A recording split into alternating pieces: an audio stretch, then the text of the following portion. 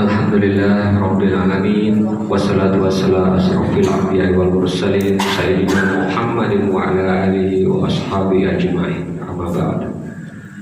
Jamaah salat isya dan dilanjutkan dengan salat tarawih rahmatullah. Kami dari pengurus masjid menyampaikan beberapa informasi terkait pelaksanaan kegiatan Amalia Ramadan pada hari ini. Alhamdulillah genap sudah 19 hari kita berpuasa dan malam hari ini kita memasuki malam ke-20 di bulan suci Ramadan 1445 Hijriah. Semoga Allah Subhanahu wa taala menerima puasa kita pada hari ini. Amin ya rabbal alamin. Kami mengucapkan terima kasih yang sebesar-besarnya kepada jemaah yang telah memberikan sedekah takjil berbuka puasa bersama di Masjid Babu Salam. Semoga Allah Subhanahu wa taala membalas dengan pahala yang berlipat ganda. Masjid Babu Salam melaksanakan sholat tarawih 20 rakaat dan 3 witir diawali dengan kultum. Masjid Babu Salam juga melaksanakan tadarus Quran pada sholat tarawih hingga pukul 21.30 malam dan pada sholat subuh untuk ibu-ibu jamaah masjid. Masjid Babu Salam melaksanakan kuliah subuh setiap hari Minggu, dilanjutkan sholat sunnah syuruk atau isra. Masjid Babu Salam melaksanakan sholat tahajud dan sahur bersama dimulai pada malam ke-15 hingga akhir Ramadan. Sholat tahajud bersama dimulai pada pukul 3 WIB dan dilanjutkan dengan sahur bersama. Kami ucapkan terima kasih kepada donatur sahur bersama. Semoga Allah Subhanahu wa taala memberikan pahala yang berlipat ganda.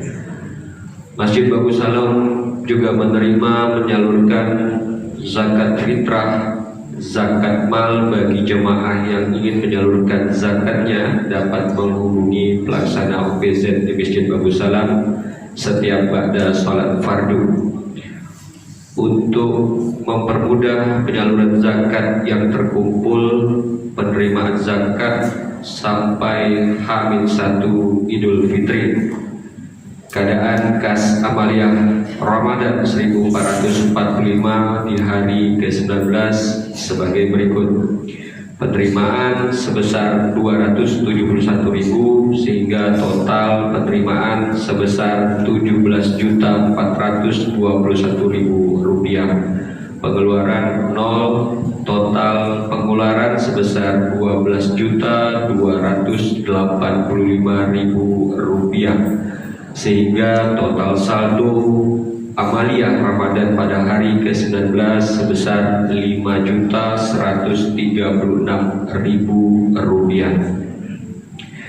Jamaah sholat tarawih rahmatullah, insyaallah sebentar lagi kita akan melaksanakan sholat tarawih. Kami informasikan untuk malam ini imam sholat tarawih dibawakan oleh Bapak Sugianto, kultum dibawakan oleh Bapak Yayan Sofyan serta Bilal saudara Faisal. Jamaah rahmatullah, marilah kita bersama-sama membacakan surah Al-Fatihah. Semoga kita semua diberikan kesehatan dan kemampuan dalam melaksanakan amal ibadah selama di bulan Ramadan. Bagi jemaah warga komplek Duta Bandara yang saat ini sedang dalam keadaan sakit, semoga diangkat penyakitnya dan diberikan kesembuhan oleh Allah Subhanahu wa taala. Al-Fatihah. A'udzubillahi minasyaitonir rajim. Bismillahirrahmanirrahim.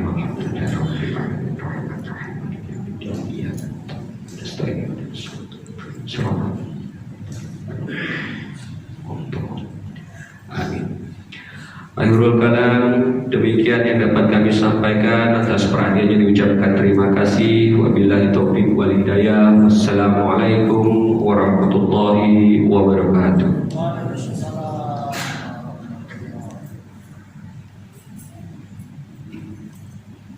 Selanjutnya kepada Bapak Yayan kami persilakan.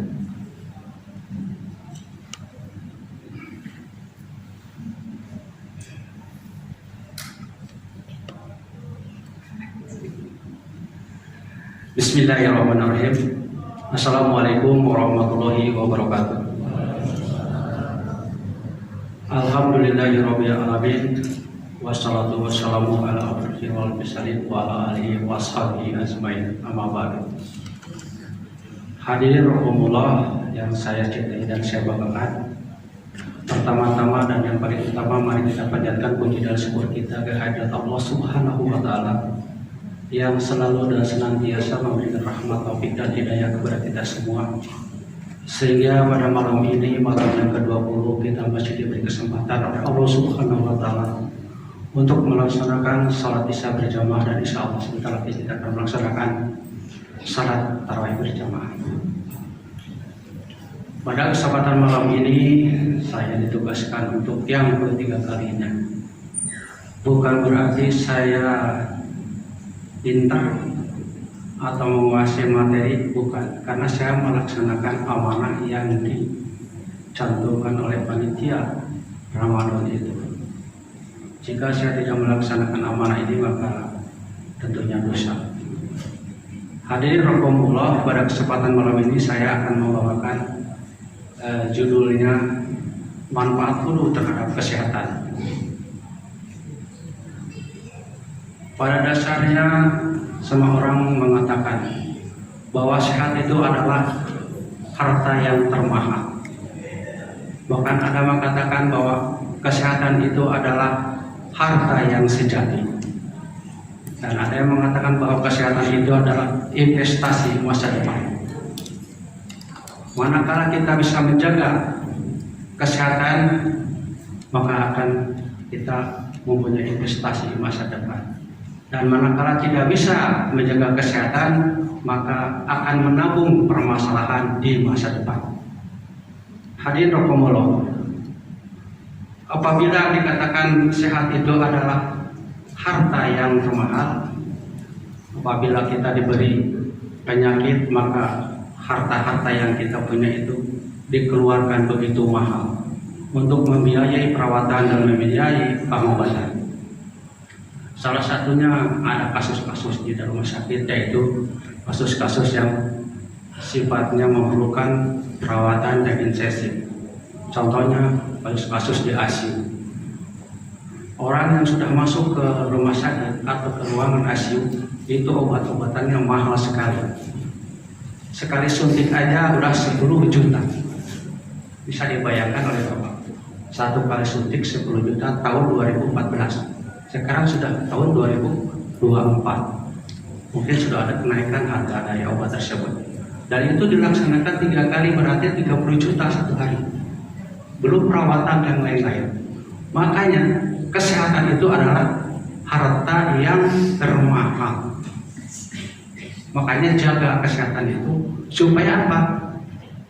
Kita itu bisa melaksanakan ibadah itu dengan fokus, menjalani aktivitas itu dengan enak, menikmati harta kita juga dengan enak. Kalau kita sakit, boro-boro mau menikmati harta kita, contoh diberikan sakit gigi, celup makan, boro-boro dimakan karena sakit. Oleh itu jagalah kesehatan agar kita tetap bugar dan bisa melaksanakan kegiatan ibadah kita itu dengan fokus. Hadirin rahimakumullah, di dalam Al-Quran Al-Maidah ayat 6, hai orang-orang yang beriman, berwudulah sebelum melaksanakan salat, basuhlah mukamu, basuhlah tanganmu sampai siku, dan usaplah rambutmu, dan cucilah kaki sampai ke mata kaki. Itu adalah perintah bahwa wudu itu adalah melaksanakan apa yang ditentukan dari surat tersebut. Sekarang korelasinya apa? Wudu dengan kesehatan tentunya banyak sekali korelasi. Kita kaji dari air yang kita gunakan itu memenuhi syarat atau enggak. Salah satunya ada Bapak sudah tahu bahwa syarat-syarat air wudu adalah tidak berbau, tidak berwarna, tidak pekat, tidak terkontaminasi dengan bahan-bahan yang beracun maupun bangkai. Nah, dari sini juga bisa dilaksanakan untuk evaluasi atau analisa bahwa yang kita gunakan air itu betul-betul bersih. Bakteri yang bercokol di rongga hidung kita juga mengeluarkan bakteri-bakteri tersebut. Supaya apa? Supaya sehat. Manakala kita sakit gigi atau ada yang berlubang, itu baunya spesifik. Jangan dibiarkan penyakit itu, karena itu merupakan suatu media bakteri untuk berkembang biak. Sehingga tenggorokan kita kadang-kadang sariawan, nggak sembuh-sembuh. Kadang-kadang faringitis, batuk-batuk nggak sembuh-sembuh. Yang lebih berbahaya lagi kalau misalnya bakteri itu masuk ke dalam udara melalui jantung, maka ini adalah akan terjadi infeksi jantung. Sedangkan jantung sendiri tahu sendiri bahwa jantung itu memompa darah ke seluruh tubuh. Nah kalau sakit, bagaimana? Ini bisa juga masuk ke dalam ICU. Ya. Yang kedua, bagaimana kalau kuman itu naik oleh pembuluh darah ke lapisan otak, maka akan terjadi radang otak yang disebut dengan meningitis. Ini juga lebih berbahaya lagi. Oleh karena itu dengan adanya hulu, kalsiumnya ada manfaatnya untuk kesehatan kita. Yang selanjutnya akan memberikan wajah seseorang apabila melaksanakan wudu secara terus-menerus, baik secara fardu maupun sunat. Ya. Karena apa? Allah akan memberikan cahaya keimanan dan cahaya kesolehannya pada wajahnya kalau sering-sering melaksanakan wudu. Dan muka kita memerlukan adanya pelembaban, jadi suhunya terus lembab. Kalau tidak, maka akan tidak terjadi kulit kita akan keriput. Ya. Di samping itu, manfaat yang lain adalah kesehatan kulit. Apabila kita sering melaksanakan wudu, maka kuman-kuman yang akan di kulit itu secara tidak langsung akan dikeluarkan melalui air wudu. Jadi kesehatan kulit juga, wudu ini akan menghilangkan insomnia, susah tidur. Kalau bapak-bapak mau tidur, itu dianjurkan wudu dulu baru tidur. Kita adakan eksperimen. Mana yang tidur itu mau berwudu dulu, mana yang tidak. Kita mengadakan eksperimen 1 minggu tidak wudu. Bagaimana rasanya setelah bangun tidur? Apa yang dirasakan? Lalu kita wudu sebelum tidur selama 1 minggu. Itu kebanyakan orang-orang tuh fresh di saat bangunnya. Ya, karena itu akan terjaga oleh Allah Subhanahu wa Ta'ala. Saya rasa itu saja yang bisa saya sampaikan, lebih dan kurangnya mohon maaf. Saya akhiri, wabillahi taufiq wal hidayah. Wassalamualaikum warahmatullahi wabarakatuh. Terima kasih.